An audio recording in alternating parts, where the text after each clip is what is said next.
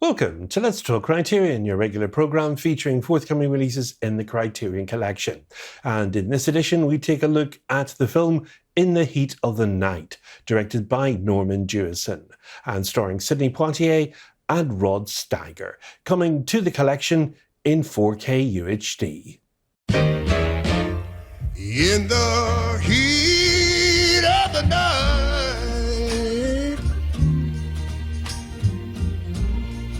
seems like a cold sweat creeping across my brow. Yeah, in the heat of the night. Norman Jewison directed In the Heat of the Night. This film was a groundbreaking film on many levels. Norman Jewison was a Canadian director, and up to 1967 he had only made a handful of films, including the popular Send Me No Flowers, The Cincinnati Kid, The Russians Are Coming, The Russians Are Coming.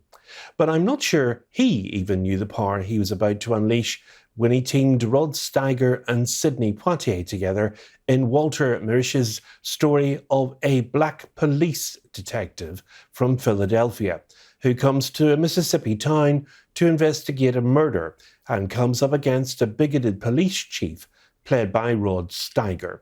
In a career-defining role, the screenplay was adapted by Sterling Siliphant from John Ball's 1965 novel of the same name.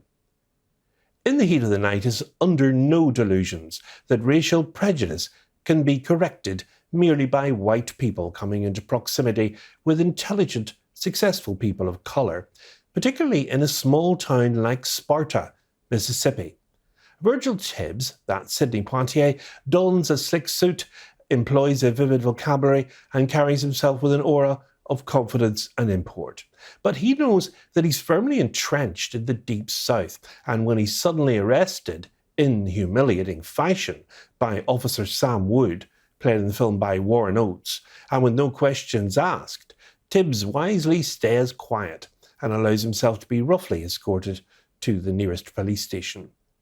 In the Heat of the Night doesn't satisfy expectations of a traditional narrative structured around an innocent black man struggling to prove his innocence. And when presented to the town's police chief, Bill Gillespie, that's Rod Steiger, Tibbs angrily tosses his Philadelphia police badge on the man's desk, not only insisting on the respect that he's earned, but taking special joy in boasting of his higher salary and his position as Philadelphia's elite homicide investigator. And while Tibbs's professional standing causes Gillespie to straighten his shoulders and drop the condescension long enough to all but beg Tibbs to stick around and help out with the homicide investigation, the antagonistic nature of their initial encounter hangs like a dark cloud over the remainder of the film. As the two cops begin the tumultuous process of collaboration, Poitier and Steiger play up one another like two great jazz musicians, using prolonged silences and explosive bursts of pent-up rage with equal aplomb as Tibbs and Gillespie struggle to balance their innate suspicion of one another with the dawning realizations that they must rely on each other to solve the crime. And it's their precarious and often combative relationship, with the men wavering between intense distrust of one another and making strides to strengthen their alliance during their investigation of Philip Colbert's murder, that becomes the guiding principle of the film. Philip Colbert's wife is effectively played in the film by Lee Grant. Across scenes that are occasionally thick with disdain, In the Heat of the Night depicts the Sparta locals who are tangentially tied to the murder investigation. But the offbeat humour of these scenes also provides a much-needed levity in the film. Otherwise, the tense proceedings could be in danger of taking over. Everyone from the aforementioned Sam and the diner owner, Ralph, that's Anthony James, to Gillespie's assistant, Courtney, Peter Whitney, are amusing southern fried caricatures. But beneath their goofy exteriors lurks something strange and unsettling.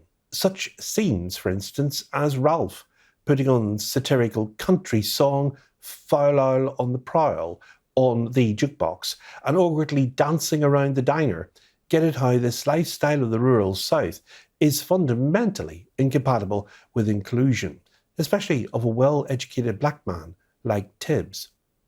As Gillespie uncomfortably acclimates to deferring to the professional expertise of a black man of higher class, Tibbs copes with his initial resentment at having to rely on a racist as his lone protector from the many townspeople who'd, at best, run him out of town. And to the film's credit, neither of the men's flaws are swept under the carpet. Tibbs's calm, collected demeanour conceals a brewing undercurrent of indignation that mutates into an impulsive vengeance which drives him to stay in Sparta, even after the townsfolk's death threats become more serious.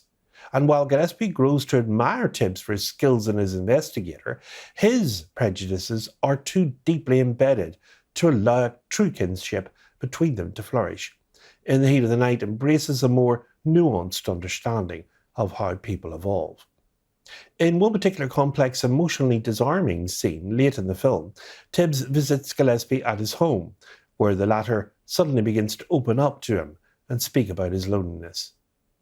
James Baldwin astutely referred to this moment as a form of reconciliation, akin to that of a movie kiss, but by positioning this final scene of supposed racial harmony so soon after the earlier moment when Gillespie's prejudice resurfaces with a vengeance, the film takes on a bittersweet quality.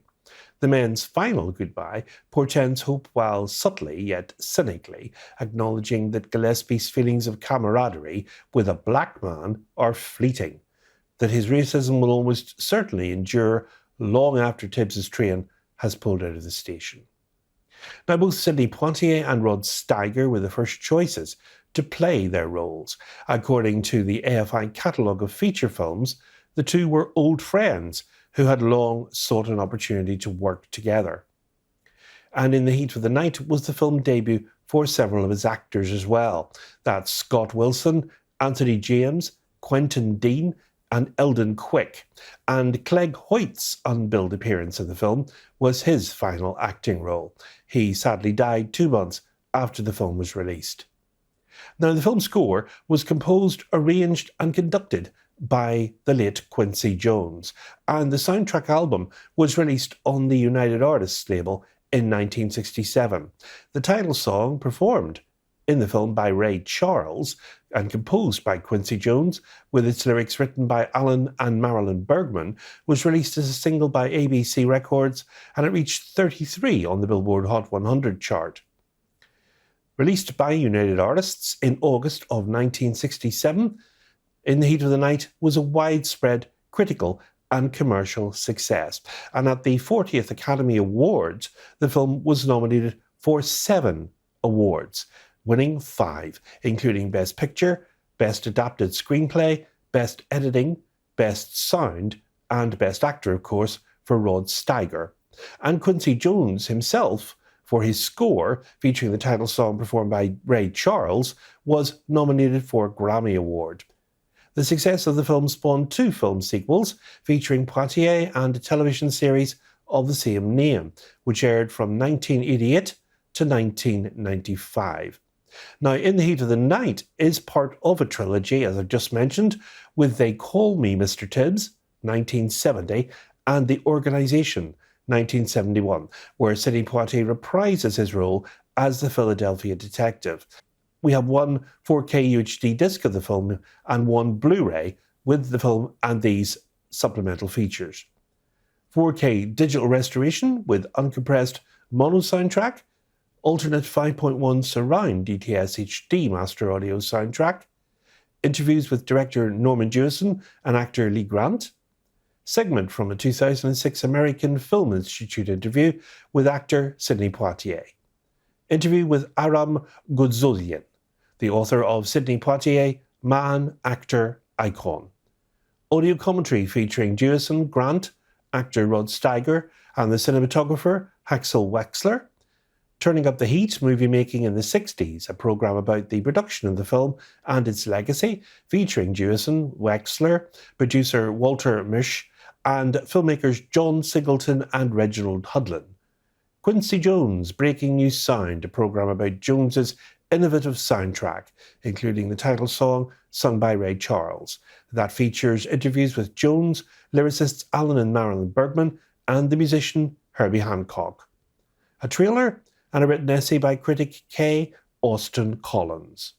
And we have the original cover art designed by Sean Phillips. With a running time of 110 minutes and an aspect ratio of 185:1, In the Heat of the Night remains one of the most enduring Hollywood films of the civil rights era.